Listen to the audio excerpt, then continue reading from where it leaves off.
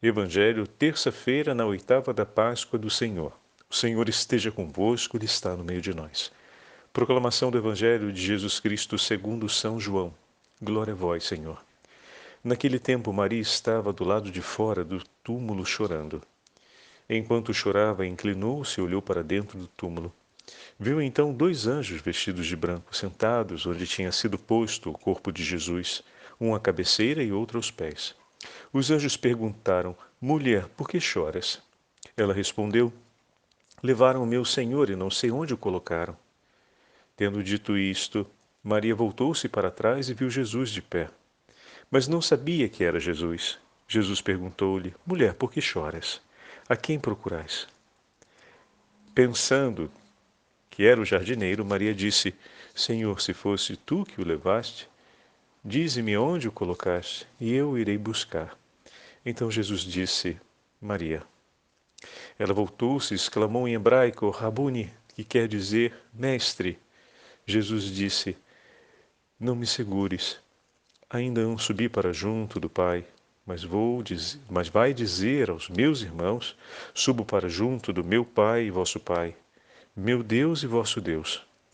Então Maria Madalena foi anunciar aos discípulos: Eu vi o Senhor, e contou o que Jesus lhe tinha dito. Palavra da salvação. Glória a vós, Senhor. Terça-feira, na oitava da Páscoa do Senhor, em nome do Pai, do Filho e do Espírito Santo. Amém. Queridos irmãos e irmãs, a Santa Liturgia nos entrega o 20º capítulo do Evangelho de São João e nos dá a graça de continuarmos ouvindo as narrativas dos evangelistas a respeito do dia da ressurreição do Senhor. Como falávamos ontem, cada evangelista apresentará uma riqueza de detalhes sobre o acontecimento da ressurreição, que recolhe para nós aqueles que eram os elementos que apareceram no anúncio da ressurreição que mais marcaram a comunidade cristã para quem eles escreveram o Evangelho. O Evangelho é escrito depois do episódio da ressurreição e recolhendo a sensibilidade local daquela comunidade, que, como nos disse São João, repito o que falamos ontem, né? Se tudo aquilo que Jesus fez fosse colocado, não ia ter livro no mundo, né? Fosse colocado em um livro, não ia ter livro no mundo para poder conter tudo o que aconteceu. Ali foi colocado o que possa nos ajudar a crer, né? Então, cada evangelista recolheu os elementos, as particularidades que aquela comunidade cristã contava a respeito da ressurreição do Senhor. Mas alguns aspectos ou alguns eventos são comuns aos 4 evangelistas, como nós já falamos. A pedra que foi retirada, o sepulcro vazio, a aparição dos anjos, o encontro com o ressuscitado, o anúncio às mulheres, esses são elementos que vão estar presentes porque eles marcam a centralidade do anúncio evangélico. O evangelho é o anúncio de um acontecimento, é a apresentação de uma pessoa. O evangelho é vivo. Então, como é próprio da vitalidade, da dinâmica do vivente, todos esses textos se harmonizam, apresentando a diversidade desse agir do Senhor e do acolhimento e da ação de cada um desses aspectos que vão marcando as primeiras comunidades cristãs. Então, hoje, São João, seguindo o seu itinerário, nos apresenta o encontro com o Senhor. Domingo falávamos, né? E ontem recuperamos esse detalhe. O Senhor é Ele quem define o momento de cada coisa.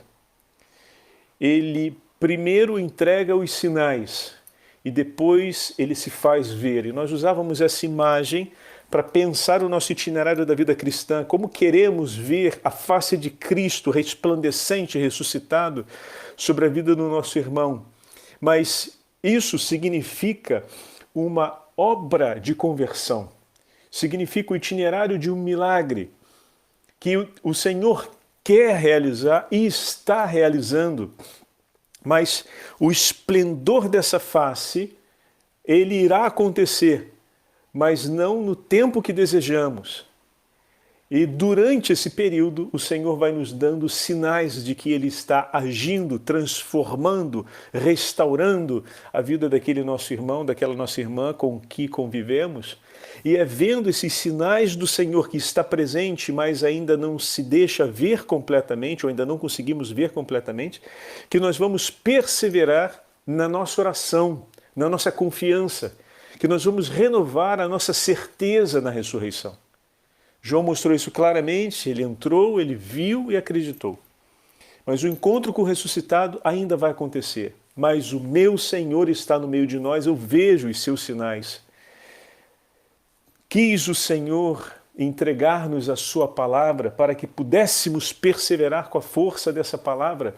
A palavra de Deus, as promessas do Senhor são sinais vigorosos na nossa vida, para além, obviamente, de todos aqueles sinais que o Senhor realiza, testemunhando que os gestos, a conduta, a vida em si do nosso irmão, da nossa irmã, tem mudado ou tem se tornado mais cheia de acontecimentos de Deus, que você adverte imediatamente que aquilo dali veio porque Deus agiu, porque não seria de se esperar por aquilo que até hoje pude receber dessa pessoa, que viesse aquele gesto. Então isso sinaliza para mim que de fato o Senhor está agindo como Ele prometeu, aleluia, Ele está presente no meio de nós como Ele prometeu, aleluia.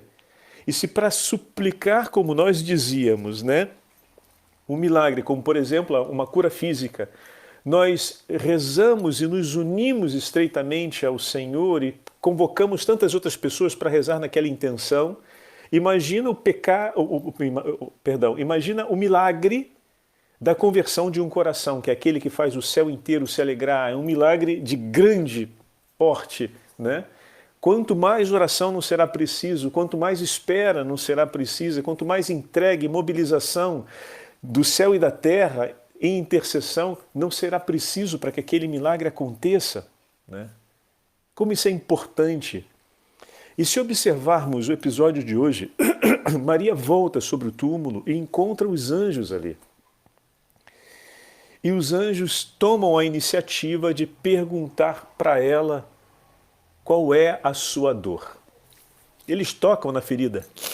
Ela está enlutada, chorando, buscando o corpo do seu Senhor, e os anjos fazem a pergunta que toca a ferida. Mas isso não acontece sem que João antes tenha nos feito compreender que quem ama corre mais rápido. Quem ama deseja que o outro chegue. Quem ama se alegra com o encontro com o Senhor. Celebra essa presença e deseja que ela seja também um encontro, uma alegria, uma presença na vida das pessoas que ele ama. Quem ama busca estar com o seu Senhor e faz memória do seu amor. Naquele momento em que o anjo pergunta e toca a sua ferida, pois ela está enlutada pelo Senhor que foi morto, isso a faz pensar o grande amor que ela sente por ele e a desejá-lo ainda mais. Às vezes o Senhor consente que tempos de prova, consente que tempos difíceis aconteçam na nossa vida para que a gente faça memória do amor por Ele, para que a gente cresça nesse vínculo de amor. Muitas vezes no momento de prova, no momento de sofrimento, a gente deseja que o Senhor se apresse, que Ele venha logo, para poder tirar a gente daquele desconforto, daquele incômodo, para fazer a cessação daquele mal-estar. E de certa forma, não é que a gente não ame o Senhor, mas a gente está muito mais preocupado em solucionar uma necessidade imediata nossa de desconforto do que propriamente pensar no amor por Ele. Como se a gente corresse para recomendar logo que Ele venha fazer alguma coisa e a gente celebra pouco essa intimidade com Ele. Mas, padre, me dá a impressão quando essas coisas acontecem que Ele está distante. Pois é, mas olha que às vezes essas coisas não acontecem e o nosso coração descuida e o Senhor fica distante do mesmo jeito, entre aspas, entende? Você o sente distante do mesmo jeito. Atenção, que não é só quando o sofrimento acontece na nossa vida, quando a provação acontece na nossa vida, que vem a impressão que Jesus está distante. Muitas vezes essa impressão é indolor. Quando na vida cotidiana a gente vai caindo de cabeça nos afazeres, em tudo aquilo que a vida, digamos assim, né, nos propõe, muitas vezes dentro das preocupações, e daqui a pouco, meu amigo, você está distante do Senhor e nem está sentindo que está distante dele. Entende? É como se fosse um anestésico que nem faz, que não faz a gente perceber que uma distância está se estabelecendo, porque o meu interesse e o olhar do meu coração, as prioridades da minha vida vão se orientando de tal forma em outras realidades que pensar Deus, as coisas de Deus, recordar sua palavra, desejar sua companhia, celebrar a sua presença nas suas palavras, na memória da sua voz, vai ficando tão apagadinho, uma coisa esquecida ali no cantinho da vida. Pensamos com satisfação, mas às vezes pensamos. Quando vem o momento da dor e da prova, isso se inverte um pouco.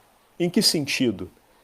A gente lembra mais rapidamente do Senhor, a gente traz para uma fila, para o início da fila, aquela experiência, porém, o nosso foco ainda não é estreitar e ampliar a nossa relação com Ele. Ainda estamos sobre a mesma mentalidade. É que naquele momento o meu interesse se orienta mais objetivamente para isso, porque eu compreendo que é uma necessidade. Ou compreendo que é algo que pode me trazer um bem-estar. Assim como daqui a pouco, quando tudo estiver muito bem, pode ser uma outra coisa, pode ser o meu trabalho, os afazeres da vida, o meu relax, o meu final de semana, o meu aproveitar os momentos, e isso vai passar na frente. Mas naquele momento ali, para a necessidade do meu bem-estar e para uma necessidade real do meu hoje, passa na frente isso. Mas não significa que a minha mentalidade mudou, ou seja, que esse gosto por estar na companhia do meu Senhor está aumentando. Que essa educação espiritual interior de estar do lado do meu amado está se aprofundando. Entende? Quando a gente ama uma pessoa, a gente sente satisfação de lembrar das suas palavras, da sua voz. Quando a gente ama uma pessoa, tudo o que nos fala a respeito dela, para nós é uma consolação.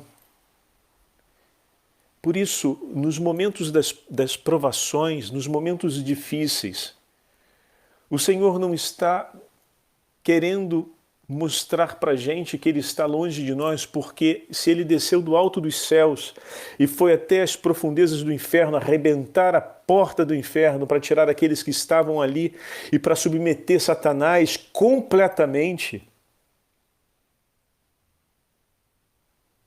Ele não fez isso para ficar depois longe de você. Ele te ama demais para ficar longe de você. Ele te ama demais para ficar longe de você. Mas Ele consente que esses tempos aconteçam na nossa vida para que a gente cresça no amor, para que essa mentalidade da relação com o Senhor se abra. Se com a pessoa que amamos no nosso cotidiano, a esposa, o esposo, a sua namorada, você que está começando agora a ter um relacionamento de namoro, se isso acontece na relação com seu filho, na relação com seus pais, ou seja, a memória da voz, a recordação das palavras, isso traz uma consolação enorme e reacende o vínculo que nos une, porque aquela palavra foi entregue para mim, foi mamãe que me disse, então foi para mim que foi entregue, é uma palavra que se torna muito pessoal, que marca a presença de mamãe na minha vida, por exemplo, né? Então aquilo dali é muito meu. Recordar essa palavra é trazer sobre o meu coração uma memória de presença daquela pessoa. Porque aquela palavra é por mim, se tornou minha. Ela saiu dos lábios dele sendo desenhada sobre a minha pessoa.